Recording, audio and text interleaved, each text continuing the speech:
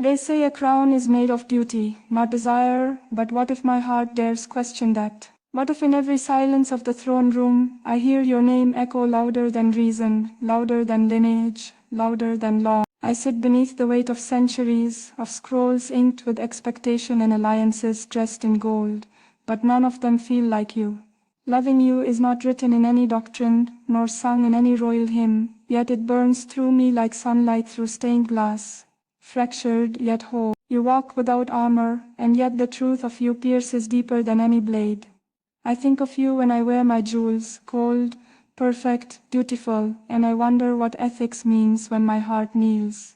Not to a nation but to you, not to command, but to adore. If loving you is rebellion, then may my every breath defy decorum. Let the court whisper, let history scowl. For once let a girl crowned in silver choose the fire instead of the throne's shadow. And if they ask why, I will answer, because loving him taught me that my kingdom begins where his hand touches mine. In the stillness of duty, I measure my life in glances, those rare unscripted seconds when your eyes find mine across the marble and silk. They think love like ours is unwise, unfit, unbecoming of a future queen. But what if wisdom lies in the wildness of choosing truth over tradition? What if the ethics of love are not in the rules we inherit, but the risks we embrace? I look at you and I don't see a scandal, I see salvation, not from my role, but from the silence it demanded of me.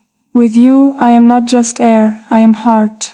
I am girl, I am becoming something no royal protocol ever prepared me for. You make my name sound less like obligation and more like a poem waiting to be written. There are nights I lie beneath painted ceilings, tracing the architecture of your laugh in my mind, building cathedrals of memory where no decree can reach. And though they'll tell me I cannot choose you, I already have in every unspoken vow my pulse makes when you enter the room. Loving you feels like writing a secret into the margins of a treaty. It's quiet rebellion, soft, almost invisible, but absolutely real. I imagine us in a world where crowns don't cost people, where your touch is not a question but a certainty, where no elder tells me to guard my name as if it's a fortress. I don't want fortresses, I want fields, I want mornings that begin with your voice, not political briefings. I want our story to unfold without the weight of ancestry pressing on every kiss. But I know that ethics for me is a throne I didn't ask for, but one I must carry. So how do I love you without betraying what I was born into? Perhaps the answer is this: I don't.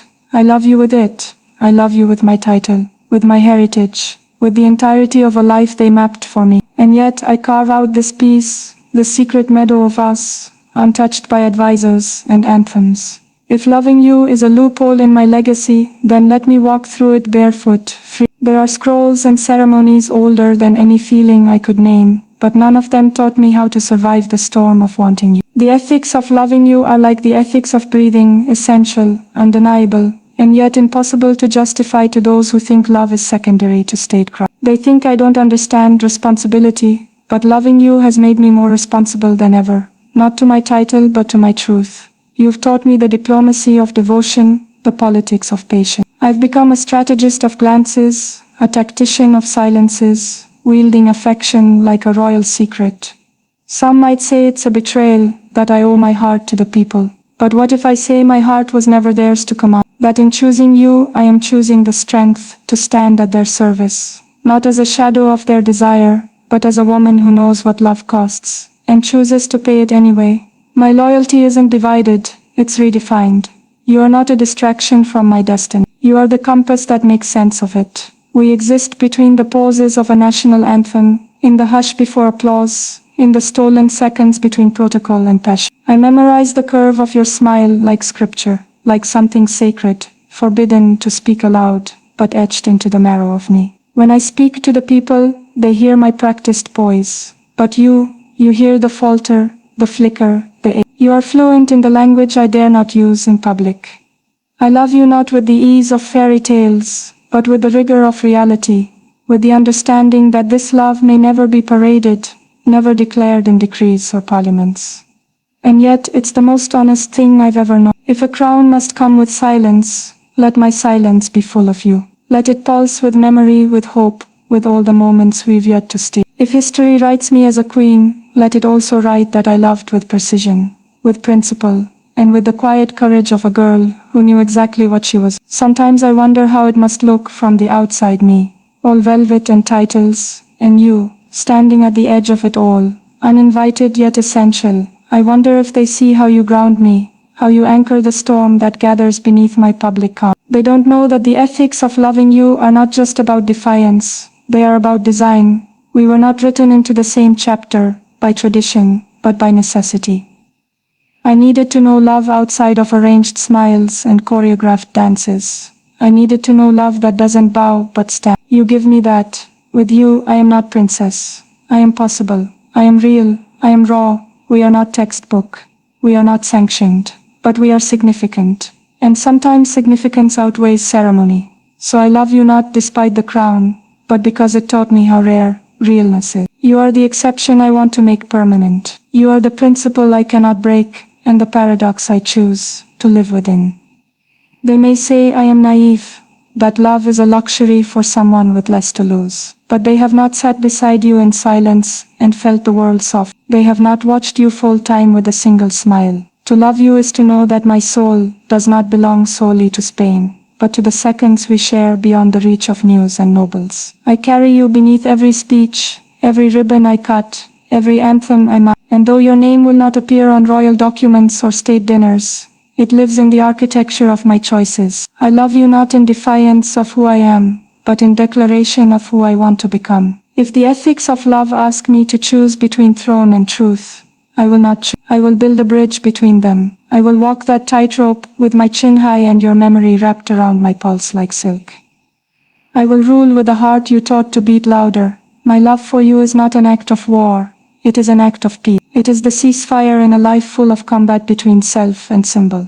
You are the calm I return to after parades and portraits. You are the softness I sneak into policy. They speak of diplomacy as if it's limited to nations. But I have learned the hardest diplomacy is loving someone quietly, when the world demands performance. You are my peace treaty, my private sovereignty. The ethics of loving you are carved from courage, not carelessness. They require me to love you without needing to own you, to hold you in my spirit, not just in my hands. You are not mine by law, but by longing, and that longing makes me more human than any anthem can. You gave me back my voice, not the one trained for speeches, but the one that sighs in the dark, soft and scared and still yours. If that is unethical, then may the world forgive me, because I will never apologize for the sanctuary you've become. Even in the coldest ceremonies, when I wear a face forged from centuries of tradition, I carry the warmth of you underneath. I wonder sometimes if my ancestors would understand, if any queen before me ever ached in silence, for someone who made the palace feel